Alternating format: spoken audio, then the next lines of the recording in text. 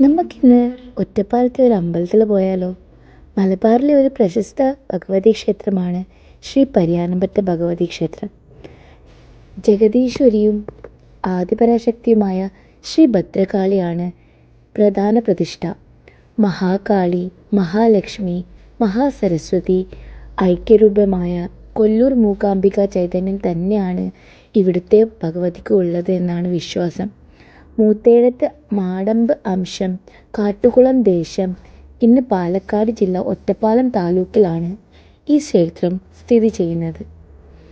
ഇതൊരു famous cinema location കൂടിയാണ്. പല്ലാവൂർ ദേവനാരായണൻ, ദേവാസുരം തുടങ്ങിയ ഫേമസ് മലയാളം മൂവീസ് ഇവിടെ ഷൂട്ട് ചെയ്തിട്ടുണ്ട്.